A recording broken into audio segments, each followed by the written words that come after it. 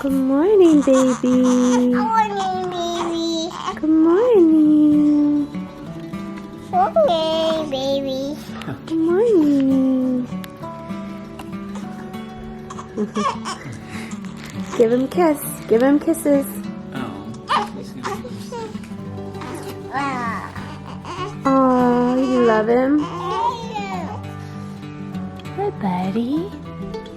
Hi, baby. Good morning. Morning. Good morning. He's looking around. Oh, be gentle. Wow. Be gentle. Baby, you hold you. No, don't hold him. Just look. That's my big boy. That's my sweetheart.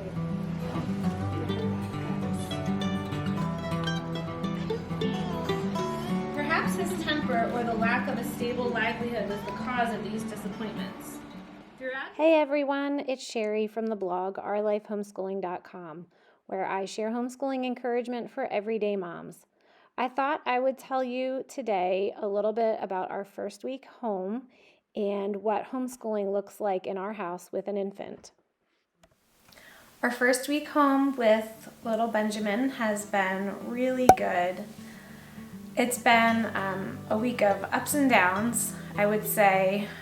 For the most part, it's been really calm and quiet. Nelson's been home, and let's see, the very first day that we were home, it's like the house was so clean, and he's cleaning out the refrigerator, and the kids went ahead with school, and it was just this perfect day where I had his help.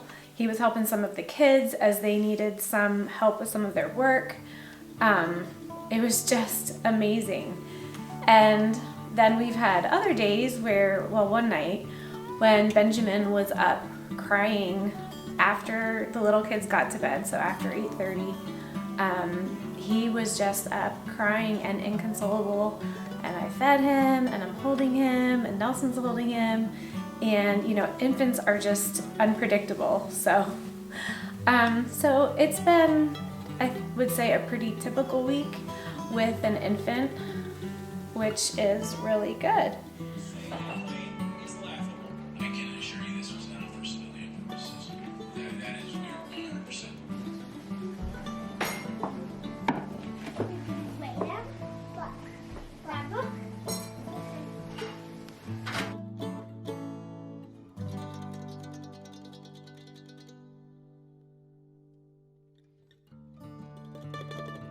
Settled down on Jenny's lap. She was as soft. She was as soft as he remembered, and she smelled so nice. She was stroking.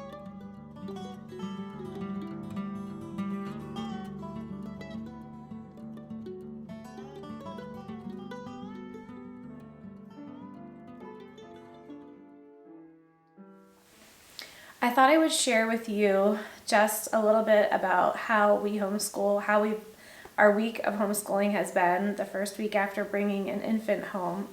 If you watched my video last week, I was telling how when I was younger with all little kids, I took a complete break from school when I brought a baby home.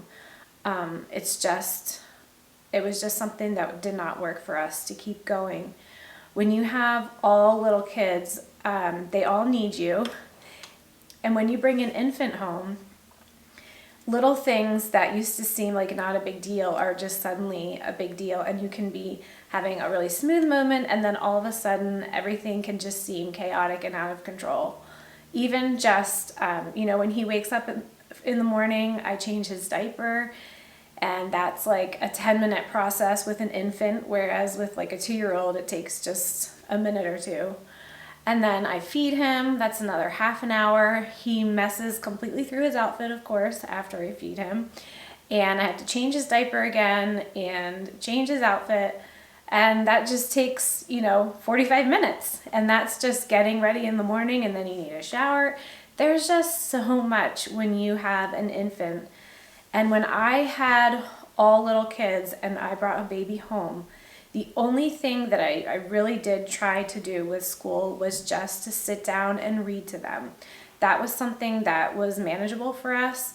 I would read to them whenever I got the chance, whenever it was convenient. If the baby was nursing, or maybe if it was afternoon nap time and the toddler was down and I could just hold the baby and read to the older kids.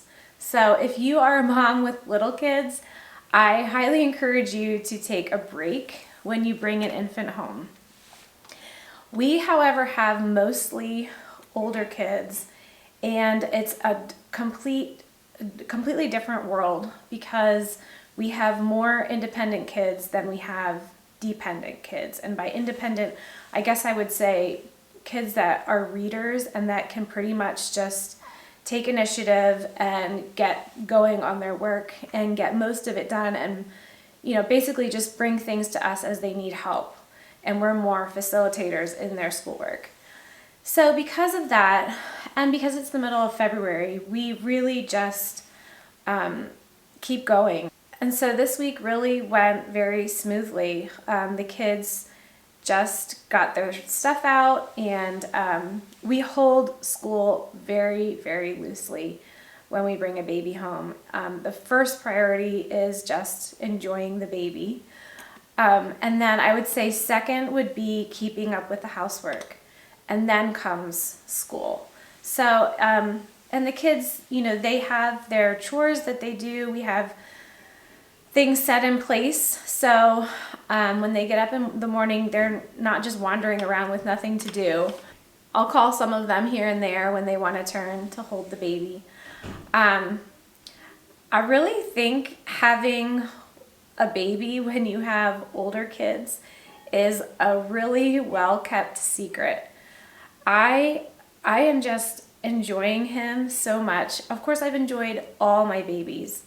But when they were all little, when we had 4, 5 and under, or 7, 11 and under, I was so exhausted. And so I of course enjoyed each of them. It's just such a special time.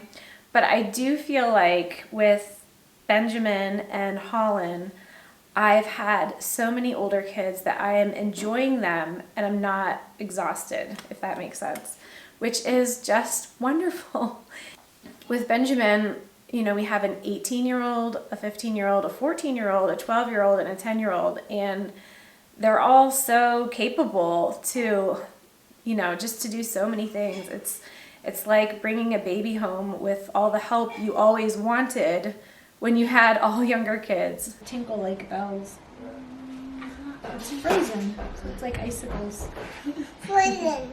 When he came home from hunting with the Frozen. 6-man on his shoulder. Yeah. Frozen. Look at his seals he caught. And look at The door. You got it?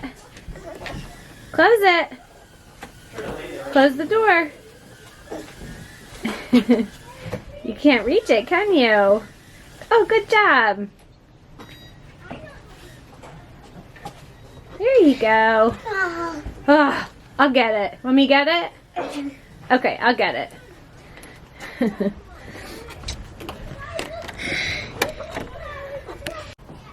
Go get the kids.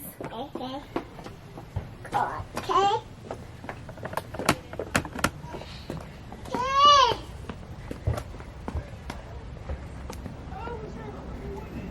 Where's the kids? Sit there. Action. Hi, Action. Here. Go get them. Go get the kids. I'm taking a break from writing on the blog this week, and I've interviewed a couple homeschool moms that I've been sharing posts about their stories.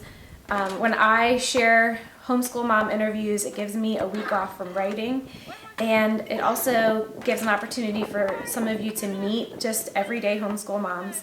One of the moms I have on is Krista, and she talks about finding the joy in homeschooling. And then I also have on this week Bridget, who talks about homeschooling in a small space. So if you're looking for some good resources and some answers to some questions you might have, I know you will enjoy these homeschool mom interviews, and you can find them on the blog OurLifeHomeschooling.com. Why don't you look at the shops? Asked a third. Boys like you don't want swords and shields. You should see their ones. He felt quite confused. But little Faithful answered bravely. We'd find it like that. Oh, yeah. By this time, many other children had run toward him. He was in arms. So he pushed his knife in the crowd and seized them both by the shoulders.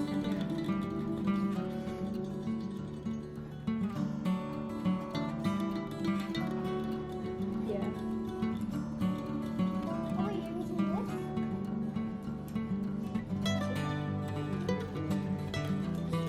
Don't do that.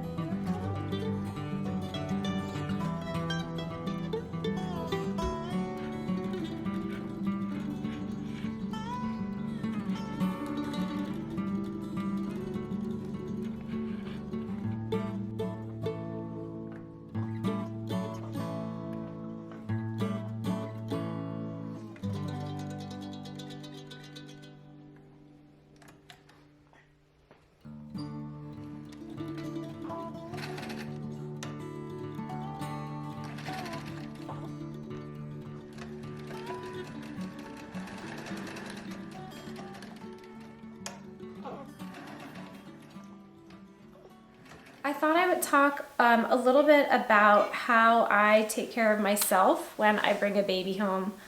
I think it's really easy for your emotions to get out of control, for things to slowly, 1 minute be super peaceful and wonderful, and then the next minute for things to feel kind of chaotic.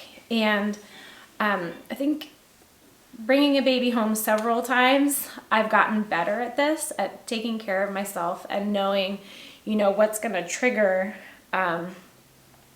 just some emotions that are natural. It is normal to feel highs and lows as your hormones are coming back down.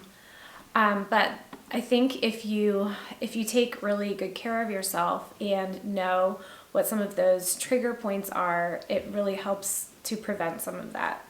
I think the most obvious thing when you bring home an infant in taking care of yourself and taking care of the baby is rest. And I have been doing a lot of that this week. The first day I came home, you pretty much stayed in bed. Nelson is wonderful about making meals, breakfast and getting everyone fed. And we've also had a lot of people bringing us meals, which is so great. But just taking that time to, if once I'm up and out of bed, to just sit and relax. And I can tell when I start doing too much because my body feels weak and I feel really tired. And often I get emotional if I'm doing too much. So rest will help prevent those emotions from rising. When I was pregnant, I was able to get up before the kids in the morning and have my coffee and my breakfast and read my Bible for a little bit before everyone got up. And they were precious moments. Of course, with an infant, that kind of goes out the window, and you are a servant to your infant's schedule, which is completely unpredictable. You may have a morning, but you may not, and you may have missed a night of sleep. After the little kids are in bed, for us it's 8 or 8:30, you may have time to yourself or you may not. You're kind of just at the mercy of their schedule when you have little ones. I love getting God's word into me in any way that I can. For me, it gives me a reminder that I am living for something eternal, something that will outlast me, something that is meaningful. And it also is just a reminder that I'm not doing it in my own strength, that the Lord will give me the strength to do whatever is coming by me today. So I can't get up and have that time in the morning, but I will often just keep my Bible open where I'm nursing, and I might get a chance to just read a little bit. I've mentioned this before, it really helps me if I just find one meaningful verse or something that sticks out to me to write it down. It takes very little time. And then when I write something down, it comes back to me often throughout the day. Also, just listening to the Bible app, sometimes that is the best option because I don't really have a lot of time, but listening to that.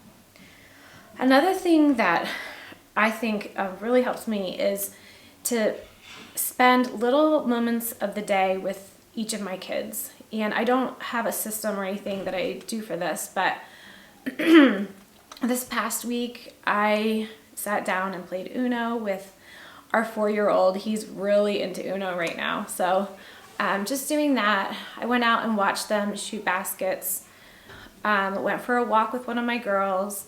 Our oldest was sick and on the couch, so just sitting down with him with my cup of coffee and just talking to him and, you know, feeling like we're having a time to catch up. Just little things like this make all the difference because you feel encouraged that you are pouring into them and getting that one-on-one time with them. And it doesn't have to be planned or organized. It can just be, sometimes it just happens. But it also is so rewarding to me to feel like I'm connecting with them, even though I am really busy taking care of an infant. Another thing that is really helpful for me when I bring a baby home, and this is easier sometimes than others, is to go outside.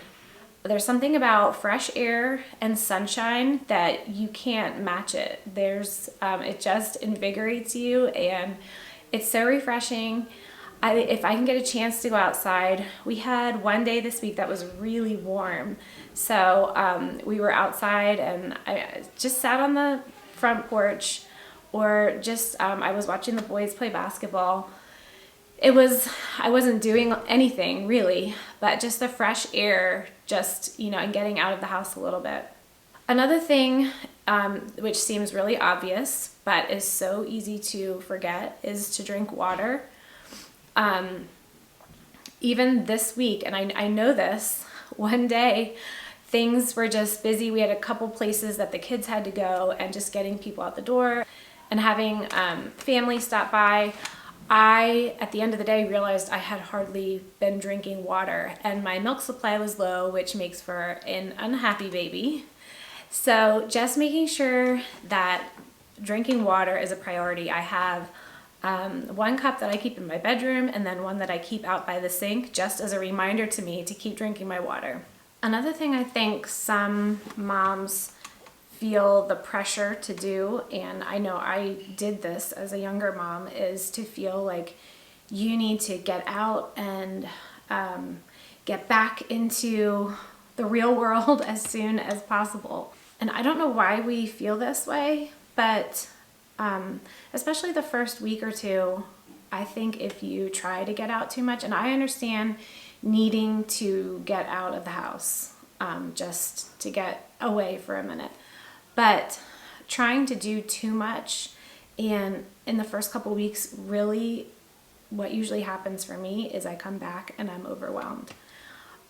If I can just stay home and be content being here for the first couple weeks, it really helps prevent those emotions of feeling like things are just too much, like we have too much to handle, too many kids going here, me going there, and the baby needing things. If we can just hunker down and stay here as much as possible, it really, for me, it helps me to feel like the transition is really smooth. So this has been our first week with little Benjamin, and I think it's been going really well. I hope these tips for homeschooling when you bring a baby home are helpful to you and encouraging to you. Thanks for sharing in the birth of our little one. I hope you have a great week.